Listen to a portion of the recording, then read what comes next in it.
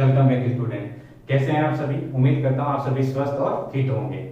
पिछली क्लास में अपनी चर्चा किए थे कक्षा 12 के एक ऐसे टॉपिक के बारे में जो कि करंट इलेक्ट्रिसिटी से थे। उसमें था कार्बन रेजिस्टेंस के बारे में, रेजिस्टेंस के कनेक्शन के बारे में, सेल के कनेक्शन के बारे में। आज उसी कड़ी में अपन आगे का टॉपिक लेते हैं और वो है अपना कि रेजिस्टेंस पर क्या इफेक्ट पड़ेगा।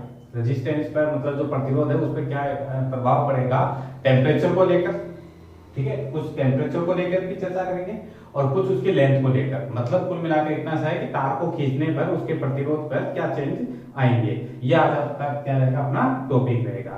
तो कक्षा 12 को डेडिकेट रहेगा आज का टॉपिक। तो जो कक्षा 12 के जो बच्चे हैं वो इसको कॉपी पेन लेके अपने नोट्स कॉपी में क्या करें, मतलब राइट करें और अच्छे से इसको समझे, ताकि इसके न्यूमेरिकल में क्या नहीं आए, प्रॉब्लम नहीं आए। तो जस्ट इसके बाद में अपन क्या लेंगे, न्यूमेरिकल लेंगे।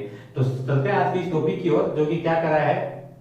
देखो, कोई भी कंडक्टर है, तार है, उस तार को जब किसी कारण से अपन या वो टेम्परेचर के कारण या खिंचाव आता है उसमें, या ये मानिए अपन उसको खींचते हैं, राइट। जब किसी चालक तार को क्या किया जाता है, खींचा जाता है। तो एक चीज मुझे बताइए, जब किसी चालक तार को अपन खींचेंगे, जब किसी भी चालक तार को क्या करेंगे, अपन खींचेंगे, तो जाहिर सी बात है उसकी लेंथ बढ़ेगी, बढ़ेगी नहीं बढ़ेगी, मतलब उसकी लंबाई में क्या आएगा, चेंज आएगा। तो देखो परिवर्तित क्या होगा, उसकी लेंथ बढ़ेगी, मतलब लंबाई में क्या आएगा, चेंज आएगा। अब मुझे बताइए, जब जैसे ही लेंथ बढ़ेगी तो उसके शेप में बदलेगा, मतलब उसका क्षेत्रफल भी बदलेगा। तो देखिए उसके क्षेत्रफल में भी क्या आएगा, परिवर्तन आएगा। अब मुझे बताइए, ये क्रॉस सेक्शनल एरिया जिसको अनुप्रस्थ काट का क्षेत्रफल कहते हैं, जब ये खींचा जाएगा तो ये पतला होगा, तो जाहिर सी बात है उसकी रेडियस में भी फर्क आएगा। और जब त्रिज्या में फर्क आएगा तो जाहिर सी बात है उसका डायमीटर मतलब व्यास में भी क्या आएगा, फर्क आएगा। तो मतलब बदलने वाली चीजें क्या है, लंबाई, क्षेत्रफल, त्रिज्या और व्यास। ये चारों चीजें तो क्या कर जाएगी, बदल जाएगी। अब बात करते हैं ऐसी चीज जो कि नहीं बदलेगी। अब मुझे बताइए, जैसे चालक तार को आप खींचोगे, क्या वो तांबे का तार निकेल का बन जाएगा? नहीं ना। इसका मतलब उसकी डेंसिटी मतलब घनत्व नहीं बदलेगा।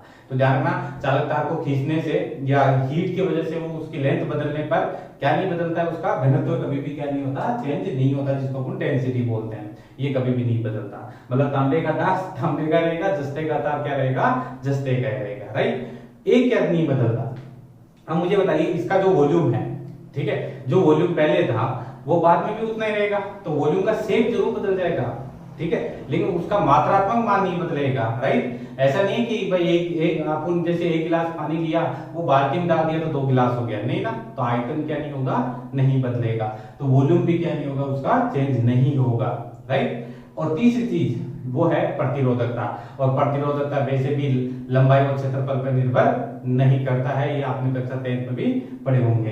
तो प्रतिरोधकता, आयतन और क्या घनत्व, ये तीनों चीजें क्या होती है, नहीं बदलती है, और बदलने वाली चीजें अपने पास है।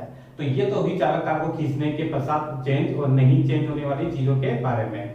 अब देखो, उसी से अपन न्यूमेरिकल तैयार करेंगे, तो वो फॉर्मूले अपन थोड़ा सा कॉन्सेप्ट क्लियर करना पड़ेगा, तभी अपन को वो न्यूमेरिकल अच्छे से हो पाएंगे। तो देखिए, मैं यहाँ से इन तीनों में से एक चीज को यहाँ से ले लेता हूँ, वो कौन है, वॉल्यूम मतलब आयतन। तो देखिए आयतन लिया, आयतन क्या है, यहाँ पर कांस्टेंट है, नियत है। देखो ऊपर क्या है, नियत है, मतलब आयतन नहीं बदलता है। अब आयतन का अगर मैं फॉर्मूला बोलूं तो कैसे होगा, बताओ फॉर्मूले को। लेंथ इनटू एरिया, मतलब क्षेत्रफल और लंबाई का गुणा। कैसे, ये बताइए, एरिया किसमें आएगा, मीटर स्क्वायर में, और लेंथ किसमें आएगी, मीटर में। मीटर स्क्वायर और मीटर क्या हो गया, मीटर क्यूब, मतलब अपना क्या बन गया, आयतन बन गया। इसका मतलब आयतन को क्या ले सकते हैं अपन, a इंटू एल, वो भी कांस्टेंट रहेगा। अब मुझे बताइए कि दो कंडीशन के लिए, ये तो एक कंडीशन के लिए, अगर दो कंडीशन पे अप्लाई करें, पहले और बाद, खींचने से पहले और खींचने के बाद, क्या मैं इसको ऐसे राइट लिख सकता हूँ, a1 l1 a2 l2। जैसे एडियाबैटिक प्रोसेस मतलब रुदोषम प्रक्रम में लिखा जाता था, यह समतापी प्रक्रम में लिखा जाता है, पीवी गामा, ठीक है, पीवी बराबर नियतांक या पीवी गामा बराबर नियतांक लिखा जाता था। वैसे अपन उसमें लिखते थे P1 V1 बराबर P2 V2। उसी प्रकार यहाँ पर क्या लिख देंगे, A1 L1 बराबर A2 L2। 3 के लिए होगा तो A3 L3, ऐसे अगला चलता रहेगा। अब आप सोच रहे होंगे ऐसे क्यों कर रहे हैं, देखिए अभी समझ में आएगा इसका क्या मतलब है। फिलहाल मैं इस फॉर्मूले को एक रेशियो में लिख लेता हूं। तो क्या हो जाएगा, L1 इस L2 को नीचे ले लिया और A2 अपनी जगह इसे को, तो L1 अपॉन L2 बराबर क्या आ गया अपने पास, A2 अपॉन में क्या आ गया, A1 आ गया, राइट। अब चलते हैं अपने इसका, आप सोच रहे हो कि इसका क्या मतलब है। ये बड़ा इंपॉर्टेंट फॉर्मूला ध्यान रखना, ये आपको न्यूमेरिकल में भी अलग से पूछा जा सकता है। राइट। अब आते हैं अपने प्रतिरोध मापन का सामान्य सूत्र। ये सभी बच्चे 10th क्लास में भी पढ़ के आते हैं कि रेजिस्टेंस का मेजरमेंट करने का फॉर्मूला क्या होता है, R बराबर रो L अपॉन क्या होता है, A होता है। एक और होता है लेकिन फिलहाल इसको यहाँ पे काम में नहीं लेना है। तो R बराबर क्या हो गया, रो L अपॉन में क्या हो गया, A।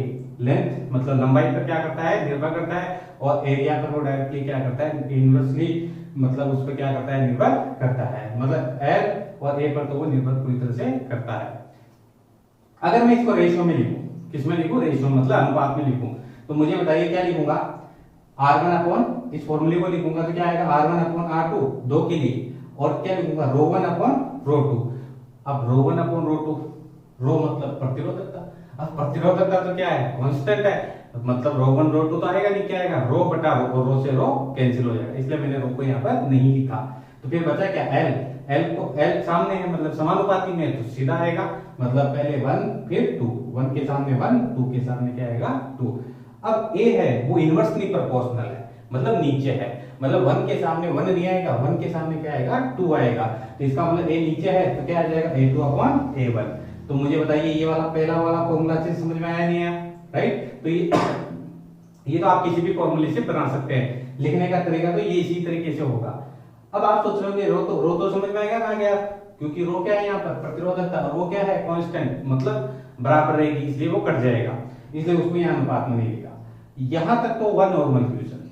अब अपना ये वाला तरीका जो इसको काम में लिया, ये कब लगाना है आपको, जब आपको लंबाई भी दी गई हो और क्षेत्रफल भी दिया गया हो। अगर दोनों चीजें आपके पास क्वेश्चन में अवेलेबल है, तब अनुपात निकालने का फॉर्मूला आपको यही लगाना है। अब दिक्कत क्या होती है, क्वेश्चन आ जाता है चालक तार की लंबाई को दुगना कर दिया जाता है, यह चालक तार की लंबाई का अनुपात 2:3 है, तो प्रतिरोध का अनुपात क्या होगा, मतलब पर्सन में सिर्फ और सिर्फ क्या दे दिया, लंबाई दे दिया, और क्या नहीं दिया उसने, क्षेत्रफल को नहीं दिया। अब ऐसी सिचुएशन में तो फंस गए अपन, मतलब केवल लंबाई दे दे और ये नहीं दे, तो इसका क्या सॉल्यूशन है। तो देखिए इसका सॉल्यूशन मुझे बताइए, इस A2 अपॉन A1 की वैल्यू यहां पुट अप कर दें, A2 अपॉन A1 की वैल्यू को यहां पुट अप कर दें, तो बताइए A2 अपॉन A1 का क्या आंसर लिखा, L1 अपॉन L2।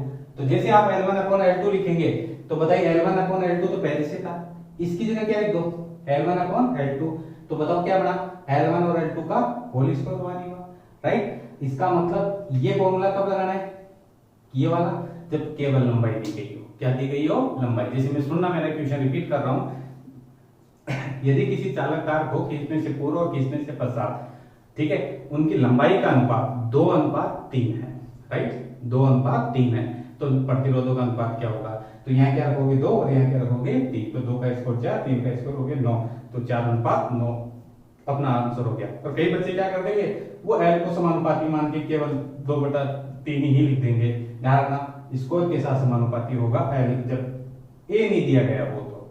अब दूसरी बड़ी बात, अब आप ये कहोगे सर ये तो लंबाई दिया है, अगला क्षेत्रफल भी तो दे सकता है, क्षेत्रफल भी तो दे सकता है, लंबाई की जगह आपको क्या दे सकता है, केवल और केवल क्या दे सकता है, क्षेत्रफल। अगर केवल और केवल क्षेत्रफल दे तो मुझे बताइए, ये जो मेन फॉर्मूला था ये, इसमें L1 upon L2, L1 upon L2 की जगह क्या रख सकते हो आप, A2 अपॉन A1 भी तो रख सकते हो। तो देखो ये इसकी जगह क्या रख दो, ये रख दो, तो A2 upon A1, A2 upon A1 दो बार आ गया, तो इसको मतलब क्या लिख दिया, इसको क्या लिख सकते हैं, A2 अपॉन A1 का whole square, right, A2 upon A1 का क्या लिख देंगे, होल स्क्वायर। तो ये तो कब होगा बताइए, जब लंबाई और क्षेत्रफल दोनों दिए गए हो। ये कब लगाना है, जब केवल लंबाई दी गई हो, और ये कब लगाना है, जब केवल और केवल एरिया मतलब क्षेत्रफल दिया गया हो। चलो यहां तक तो बात समझ में आ गई। अब थोड़ा आगे चलते हैं, अब क्वेश्चन थोड़ा सा और लेवल बढ़ा दे, मतलब वो न तो आपको लेंथ दे, न एरिया दे, वो रेडियस मतलब त्रिज्या दे। अब त्रिज्या का तो इस फॉर्मूले में कहीं है ही, कहीं है क्या त्रिज्या, नहीं। अब वो इसमें बैठिए, मतलब इस एरिया को खोलो। अब मुझे बताओ, अगर इसको अपन एक स्क्वायर वृत्ताकार मान लें, तो पाई आर स्क्वायर आएगा, क्या आएगा, क्योंकि क्रॉस सेक्शनल मतलब अनुप्रस्थ काट का क्षेत्रफल लिया जाता है, उसमें क्या आएगा, पाई आर स्क्वायर। तो देखिए 2 के सामने पाई आर स्क्वायर और इसके सामने पाई आर स्क्वायर, 2 के सामने 2 आएगा, 1 के यानी 1 के सामने आएगा 1, और पाई से पाई कैंसिल हो जाएगा, वो स्क्वायर जो था वो बाहर आ जाएगा, वो स्क्वायर ये स्क्वायर कितना हो गया 4, तो कितना हो गया, पावर कितनी लग गई, 4 लग गई। तो क्या आएगा R2 अपॉन R1, ध्यान रखना 2 है तो 2, 1 है तो, क्योंकि क्षेत्रफल के साथ क्षेत्रफल में तो त्रिज्या बैठी है, वहीं से तो आएगी है। अब आप ये ध्यान रखना, ये 2 के 4 क्यों हुआ, 2 का 4 क्यों आ, क्योंकि एरिया का फॉर्मूला क्या होता है पाई आर स्क्वायर, क्या होता है पाई, वो स्क्वायर और ये स्क्वायर कितना हो गया 4 हो गया। चलो ये तो हुई रेडियस को लेकर, अब अगला फिर आगे बढ़ा ले, राइट। वो आपको क्या देते, डायमीटर देते, मतलब व्यास देते, तो त्रिज्या को डबल, मतलब इसको 2 से ऊपर नीचे गुणा करके बताओ व्यास बना नहीं बना, और 2 फिर कट जाएगा और इसको मैं व्यास लिख दूंगा। इसको क्या लिख सकता हूँ, 2 से ऊपर नीचे करते हैं व्यास, तो व्यास का भी मतलब वही अनुपात आएगा, उसको डायमीटर लिख दो तो क्या आ जाएगा d2/d1, ध्यान रखना पावर तो वही देगी 4। तो इस प्रकार से ये कब लगाना है, लेंथ और एरिया के लिए, लंबाई और क्षेत्रफल के लिए, ये केवल लंबाई के लिए, ये केवल क्षेत्रफल के लिए, ये त्रिज्या और ये किसके लिए, व्यास के लिए। एक मैंने इसमें इंप्लीमेंट कर दिया नई चीज, वो है टेम्परेचर को लेकर, ध्यान रखना, वो आगे पढ़ेंगे, अभी जो अगला टॉपिक होगा वो होगा उसमें पढ़ेंगे। फिलहाल ध्यान रखना रेजिस्टेंस जो होता है प्रतिरोध, वो ताप के भी क्या होता है समानुपाती होता है। इसका मतलब इसको रेशियो में लिखेंगे तो क्या आएगा R1/R2 T1/T2, तो वो मैंने एक्स्ट्रा इसमें लिख दिया। हालांकि ये वाली चीज इस फॉर्मूले से क्लियर नहीं होगी, केवल आपको याद रखना है, मैंने एक्स्ट्रा इसमें लिख दिया ताकि न्यूमेरिकल में आपको दिक्कत नहीं आए। बाकी चीजें आपको क्लियर होनी चाहिए। तो सोचे कि इतने से क्वेश्चन से अगर न्यूमेरिकल कैसे बनेंगे, इस टाइप से बनेंगे, आपको कुछ भी दे सकता है, राइट। अभी न्यूमेरिकल करेंगे तो आपका ये प्रॉब्लम भी क्लियर हो जाएगी कि न्यूमेरिकल को कैसे अटेम्प्ट करना है। अब बात करते हैं अगले 2 स्पेशल पॉइंटों के बारे में। वो स्पेशल पॉइंट क्या है, न्यूमेरिकल को शॉर्टकट करने का एक तरीका बताने जा रहा हूं। यदि चालक तार की लंबाई को कितना गुना n गुना अधिक कर दिया जाए, यदि किसी चालक तार की लंबाई को कितना गुना अधिक कर दिया जाए n गुना, जैसे मैं आपसे नॉर्मली क्वेश्चन पूछता हूं, किसी चालक तार की लंबाई को खींचकर 2 गुना कर दिया गया, कितना गुना 2 गुना, या 3 गुना, या कितना गुना 4 गुना। अगर गुना में दे रहा है तो आपको नया प्रतिरोध क्या होगा, तो सिर्फ इतना सा क्या करना है n स्क्वायर करना है, क्या करना है n स्क्वायर। नहीं समझे, चलो एग्जांपल देखिए। यदि मैं ये कहूं कि यदि किसी चालक तार की लंबाई को 3 गुना बढ़ा दिया जाए तो नया प्रतिरोध क्या होगा। तो 3 गुना मतलब यहाँ पर n की वैल्यू कितनी होगी 3, और 3 का स्क्वायर 9, तो नया प्रतिरोध क्या हो जाएगा 9R हो जाएगा, राइट। इस प्रकार से अगर मैं 4 दे दूंगा तो कितना हो जाएगा 16, और 2 दे दूंगा तो 4 गुना, मतलब जो भी गुना में देगा आपको उसको स्क्वायर के रूप में लिखना है, राइट। इसके न्यूमेरिकल भी अभी अपन थोड़ी देर बाद में करेंगे।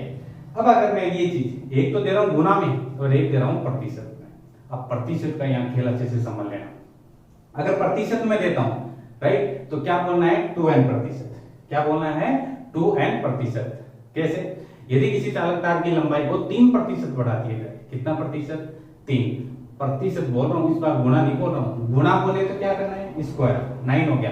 अगर प्रतिशत में बोलना है तब तो आपको क्या करना है डबल लगाना है, मतलब 3 का डबल, देखो 2 आगे लग रहा है ना, तो 3 का डबल कितना हो गया 6, मतलब 6 गुना हो जाएगा।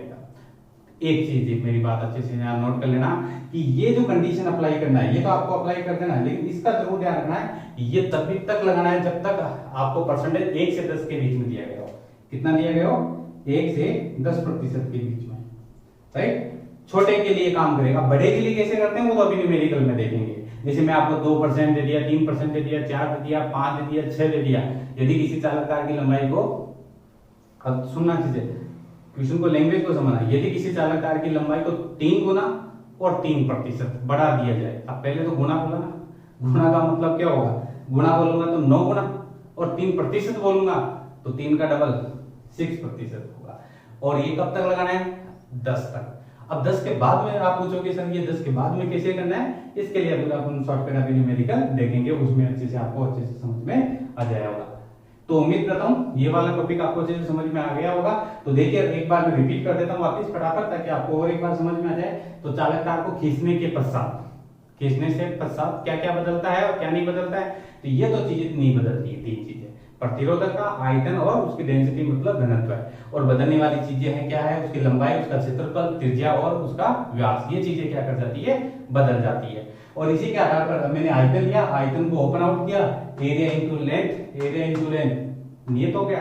2 के लिए लिखूंगा A1 L1 A2 L2, और इसी को मैं क्या लिखूंगा L1 L2 को नीचे ले गया तो मेरा L1 और L2 का जो अनुपात है वो क्या है A2/A1 है, और इसी को मैं क्या करूंगा अनुपात में हेल्प लूंगा। तो मेरा फॉर्मूला था मेन R बराबर रो L/A। तो रेशियो के लिए लिखूंगा, रो के लिए अगर मेरे पास 2 के लिए लिखूंगा तो क्या हो जाएगा R1/R2, रो 1/रो 2। अब रो तो सेम है, तो रो सेम है तो क्या हो गया कैंसिल हो गया।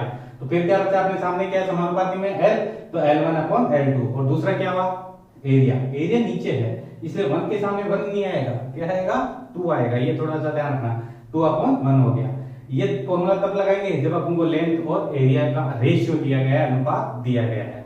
अगर क्वेश्चन केवल लंबाई का, केवल लंबाई का क्या देता है, क्या देता है आपको रेशियो देता है, तो लंबाई का देता है, तो ये लगाना है, मतलब L1 अपॉन L2 का क्या करना है, स्क्वायर करना है, राइट। और क्षेत्रफल का देता है तो इसका स्क्वायर, और त्रिज्या का देता है तो पावर 4, और डायमीटर मतलब व्यास का देता है तो पावर 4 आएगी, और टेम्परेचर का तो नॉर्मल है T1 अपॉन T2 रहेगा।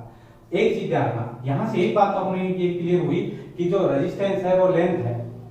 अब देखिए न्यूमेरिकल में ये चीज काम में लेना है ताकि वो आपको अच्छे से क्लियर हो जाए। क्या, देखिए जो चीज बताने जा रहा हूं ताकि न्यूमेरिकल में आप प्रॉब्लम क्रिएट नहीं करें।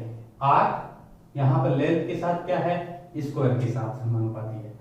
ध्यान रखना न्यूमेरिकलों में काम में लेना है इसको, जबकि अपन किताबों में क्या पढ़ते हैं, किताबों में ये पढ़ते हैं आर समानुपाती क्या होता है एल। इससे करने बैठेंगे न्यूमेरिकल तो गलत करने बैठेंगे, और इसी का एग्जाम में क्वेश्चन पूछा जाता है। ये नहीं लेना है, ये तो आप न्यूमेरिकल इसका अलग होता है जब अनुपात में पूछा ना, केवल लंबाई दी गई हो, इसमें तो लंबाई और क्षेत्रफल होगा, तब आपको ये लगाना है। जब केवल लंबाई के आधार पर पूछे तब आपको R directly proportional L square करना है, न कि एल करना है, राइट। तो उम्मीद करता हूं ये वाला पार्ट आपको अच्छे से समझ में आ गया होगा। तो आप इसका स्क्रीनशॉट ले लें और अपनी कॉपी में नोट डाउन कर लें ताकि न्यूमेरिकल आपको अच्छे से समझ में आ जाए। चलते हैं आज के टॉपिक के न्यूमेरिकल की ओर, जिसका पहला न्यूमेरिकल क्या कहना चाह रहा है, तो अच्छे से इसको समझे और नोट डाउन करें अपनी कॉपी में। देखो अलग अलग कंसेप्ट में लेकर ये न्यूमेरिकल है अपनी जगह पर, तो हर एक क्वेश्चन अपना एक नया कंसेप्ट लेके जाएगा, तो अच्छे से समझे। तो पहले क्वेश्चन की ओर चलते हैं। क्या करा है, यदि चालक तार की लंबाई को, अब देखिए यहाँ पर दो पार्ट में क्वेश्चन दे रखा है, एक 4 गुना बता रहा है और एक 4%। मैंने आपको थोड़ी देर पहले बताया था अगर 10% से नीचे है तो डायरेक्ट आपको फॉर्मूला अप्लाई कर लेना है, ठीक है। तो अगर 4 गुना में दे रखा है तो 4 गुना के लिए मैंने नया प्रतिरोध निकालने के लिए क्या बताया था, n स्क्वायर, और पहले वाले का अगर n गुना में है तो बताइए n कितना गुना बता रहा है, 4 गुना, तो कितना हो जाएगा 4 का स्क्वायर, और r1 तो कितना हो गया इसका स्क्वायर 16r, अपन r1 मानेंगे, तो पहले वाले का कितना गुना हो जाएगा 16 गुना हो जाएगा। अगर बात करें इसके प्रतिशत की, तो प्रतिशत के लिए भी मैंने आपको सूत्र बताया था, लेकिन ध्यान रखना 10 से नीचे, 10 से ज्यादा होगा क्या वो आगे के न्यूमेरिकल में देखेंगे। तब मैंने क्या बताया था 2n% डायरेक्ट वाला फॉर्मूला, ठीक है। अभी इसको भी अपन देख लेंगे कहां से आया, तो r2 बराबर क्या हो जाएगा 2n% ऑफ r1, ठीक है। लेकिन ध्यान फिर रिपीट कर रहा हूँ 10% से नीचे ही काम करना है, 10 पे भी नहीं लगाना है, 10 से नीचे लगाना है, राइट। तो क्या हो जाएगा, कितना परसेंटेज बढ़ा रहा है 4% है, तो 2 into 4% ऑफ r1 तो कितना हुआ 8% ऑफ, ठीक है। तो कितना प्रतिशत इंक्रीमेंट हुआ, कितना रेजिस्टेंस नया वाला कितना बढ़ जाएगा 8% बढ़ जाएगा, और गुना में बोलेंगे तो स्क्वायर के साथ आएगा। तो पहला क्वेश्चन अच्छे से आ गया समझ में। चलो आगे बढ़ते हैं। दूसरा क्वेश्चन क्या कर रहा है, यदि चालक तार को खींचने से पूर्व और खींचने के पश्चात उनकी लंबाइयों का अनुपात दे रखा है। क्या दे रखा है, लंबाई का अनुपात दे रखा है, वो कितना दे रखा है 3:5 दे रखा है, राइट। और आपसे क्या पूछ रहा है, उनके प्रतिरोधों का अनुपात क्या होगा। तो देखिए सिर्फ लंबाई दी है, L1 अपॉन में L2, क्या अनुपात दिया है 3:5, पहले खींचने से पहले 3 थी और बाद में कितनी हो गई 5 हो गई, तो प्रतिरोध का अनुपात क्या कीजिए। तो मैंने आपको थोड़ी देर पहले बताया था कि जब R1 और R2 इस जब ये दिया हो, केवल L दिया हो, तो मैंने आपको रिलेशन बताया था कि L स्क्वायर के साथ समानुपाती का रिलेशन रखता है। तो इस हिसाब से क्या हो जाएगा L1 अपॉन L2 का क्या हो जाएगा स्क्वायर हो जाएगा, और इसमें कितना है 3 और 5, तो 3 और 5 का क्या हो जाएगा स्क्वायर, मतलब 9/25। तो अपना आंसर क्या हो जाएगा 9/25। बोर्ड वाली क्लास के जो स्टूडेंट है वो इस प्रकार से लिखें 9 और 25, ये इस प्रकार से आंसर देना सीखे, राइट। और बाकी नॉर्मली कंपटीशन में ना आप डायरेक्ट भी कर सकते हैं।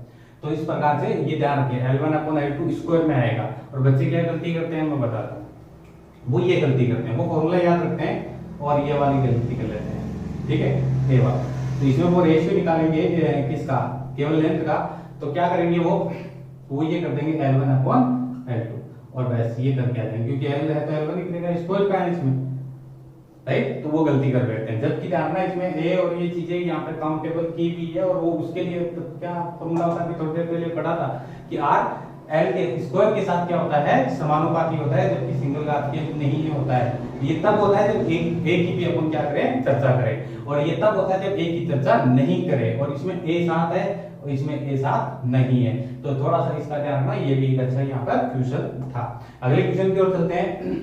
तीसरा क्वेश्चन बहुत अच्छा क्वेश्चन है तीसरा, और ये ही कंपटीशन के हिसाब से, बोर्ड क्लास के हिसाब से आने लायक है, और इसमें मैंने एक क्वेश्चन में 3-4 क्वेश्चन डाल दिए हैं।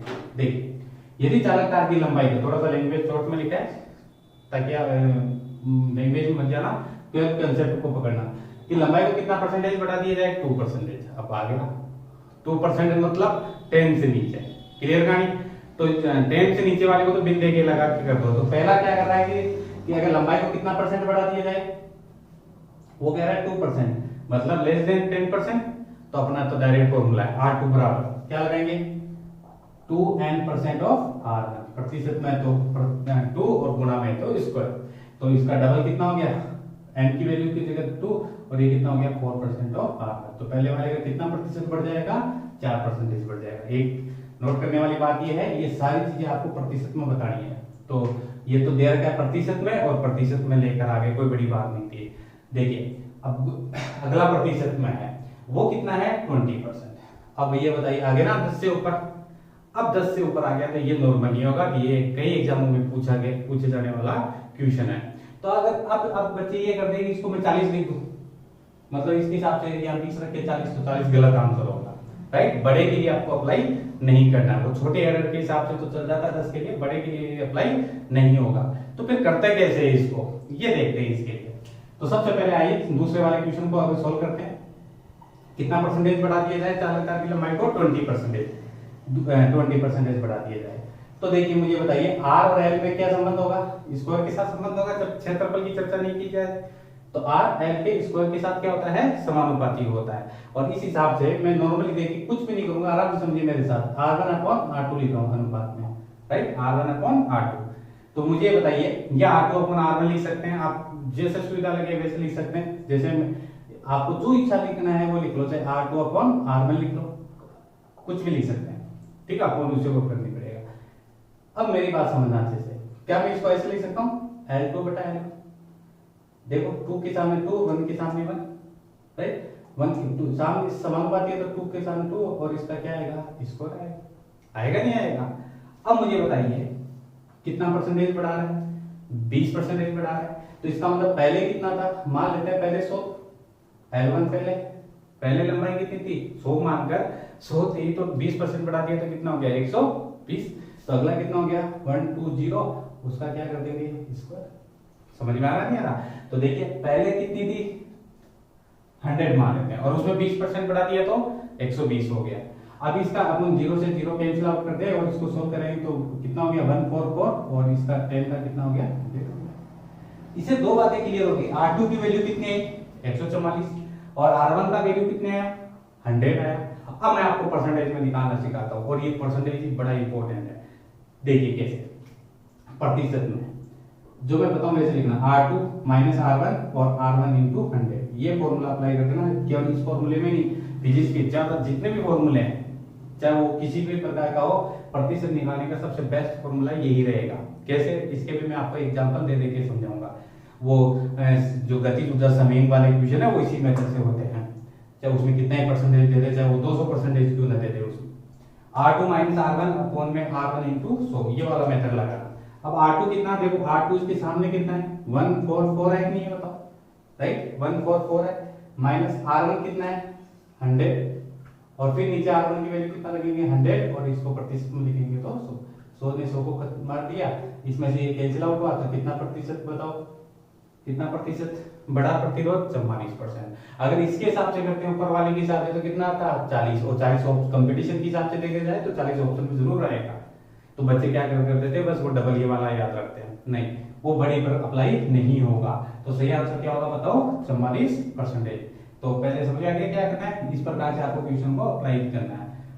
अब ये तो रहा बोर्ड क्लास के बच्चों के लिए, कंपटीशन वालों के लिए क्या जुगाड़ है, उनके लिए मैं आपको एक शॉर्टकट रास्ता बताता हूँ, वो आप अप्लाई करना। देखो कैसे, कितना आंसर है इसका 44। देखिए ट्रिक के हिसाब से आप कर सकते हो, अगर आपको कंपटीशन को फाइट करना है तो वहां पर इतना थोड़ा सा टाइम ले लेगा इक्वेशन। तो मैं आपको एक तरीका बताता हूँ, अगर आपको लेंथ कितना परसेंटेज दे दे, 10% क्या कर दे, इंक्रीमेंट कर दे 10 और 10 से ऊपर, ठीक है 10 और 10 से ऊपर, तब रेजिस्टेंस कितना परसेंटेज बढ़ेगा, ये तो पूछ रहा है रेजिस्टेंस कितना प्रतिशत बढ़ेगा। डायरेक्ट बता रहा हूं कैसे, आप इसको डबल कर दो, सुनना 10 को क्या कर दो डबल कर दो, आगे कितना है डिजिट 1 है ना, इसका स्क्वायर कर दो और उसको जोड़ दो, स्क्वायर करके क्या कर दो जोड़ दो, तो स्क्वायर करके जोड़ेंगे तो बताओ कितना हुआ 21 हुआ, तो कितना प्रतिशत रेजिस्टेंस बढ़ेगा 21% प्रतिरोध क्या कर जाएगा बढ़ जाएगा। अब उससे करके देखना, अभी थोड़ी देर पहले मैंने जो बताया था उससे भी आंसर ये आएगा। चलो अभी अपन 20 किया था तो 20 पर कितना आया था 44, देखते हैं। देखो ट्रिक कितना अच्छा ट्रिक आपको ये कंपटीशन में काम करेगा। अगर मैं डायरेक्ट करना चाहता हूँ 20% दे दिया आपको और आपको कहे कि बताइए कितना प्रतिशत प्रतिरोध बढ़ेगा, एक तो तरीका वो जो अभी थोड़ी देर पहले किया था और एक ये देखिए शॉर्टकट।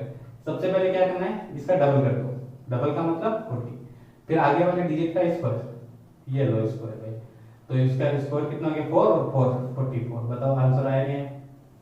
तो कितना प्रतिशत बढ़ेगा रेजिस्टेंस कितना बढ़ेगा 44% क्या कर जाएगा बढ़ जाएगा। ध्यान रखना ये बोर्ड क्लास वाले बच्चे नहीं करें शॉर्टकट, ये कंपटीशन वाले बच्चों के लिए डायरेक्ट मतलब क्वांटिटी देखी और रिजल्ट, और अपन को तरीका आता है वो थोड़ी देर मैंने पहले बता दिया। अगर ज्यादा वैल्यू दे दे, जैसे मान लीजिए 30 दे दे और दे दे, मान लीजिए 80% दे दे कि 80% लंबाई को बढ़ा दिया तो प्रतिरोध कितना परसेंटेज, तो क्या करना है डबल, डबल कितना हो गया 8 का डबल 160 और आगे वाले डिजिट का स्क्वायर, 8 का स्क्वायर कितना हो गया 64, तो इसको ऐड कर दो राइट, तो 4 कितना हो गया तो 224%, तो रेजिस्टेंस कितना बढ़ जाएगा 224% क्या कर जाएगा इंक्रीमेंट कर जाएगा। तो देखिए कितना जल्दी आप वैसे करके देखो कितना समय लगेगा, तो कितना भी परसेंटेज दे दे आपको शॉर्टकट निकालने का तरीका ये है, 10 से नीचे तो डबल कर दो और 10 से ऊपर वाले का जुगाड़ ये, कितना आसान काम हुआ। अब अगला एक और अगले क्वेश्चन की ओर चलते हैं, ये 2 और 20 अच्छे से समझ में आ गया, चलते हैं अगले पार्ट की ओर। वो क्या है 0.3, ये तो और अच्छा बात है, ये तो 10 से फिर नीचे आ गया और 10 से नीचे आ गया तो अपन को तो टेंशन ही नहीं है, तो 10 से नीचे वाला का तो क्या करना होता है 2n% लगाना होता है। तो क्या लगाएंगे बताओ 2n% में, तो R2 बराबर ये तीसरे वाले का आंसर है भाई, तो R2 बराबर क्या लगाएंगे 2n% ऑफ R1, कितना परसेंटेज दिया है अगले ने 0.3, 10 से नीचे कुछ भी दिमाग में लगाना बस डायरेक्ट करना है ऑफ R1, तो कितना आ गया 0.6% ऑफ R1, मतलब 0.6% पहले वाले प्रतिरोध का मान क्या कर जाएगा इंक्रीमेंट कर जाएगा। तो 10 से नीचे वाले को तो कोई दिक्कत है नहीं, अभी तक जो भी क्वेश्चन दिया था उसमें नोट करना एक इंपॉर्टेंट बात क्या है कि अगला प्रतिशत में दिया था और प्रतिशत में ही पूछना चाह रहा है और प्रतिशत में अपने निकाल दिया। अब फोर्थ वाले में राज है और फोर्थ वाला भी कई बार आपसे पूछ सकता है। अब अगला क्या दे रहा है, कितना गुना दे रहा है 3 गुना, कितना गुना बता रहा है 3 गुना। अब 3 गुना दे रखा है और उसको वो आपसे किसमें पूछ रहा है, ध्यान रखना किसमें पूछ रहा है प्रतिशत, देखो प्रतिशत में पूछ रहा है, प्रतिशत में एक ये का ये क्वेश्चन ऊपर है 4 गुना, तब तो आपने कर दिया कि 4 का स्क्वायर 16 गुना, वो तो गुना में आंसर दे दिया कितना गुना बढ़ा। अब वो गुना में देख के प्रतिशत में पूछ रहा है और यही सबसे इंपॉर्टेंट क्वेश्चन है, ठीक है। और यहाँ जाकर बच्चे मार्क कर जाते हैं और वो उनके दिमाग में उसी का वो रहता है 3 का स्क्वायर कर दो 9 गुना, वो गुना में तो ठीक है लेकिन रेजिस्टेंस को अपन को किस में लेके आना है प्रतिशत में पूछ रहा है, वो आपको किस में पूछ रहा है प्रतिशत में। तो देखिए कितना आसान तरीका बताता हूँ फोर्थ नंबर वाले का। अब बताइए R और L में क्या रिलेशन है, R समानुपाती L स्क्वायर होता है।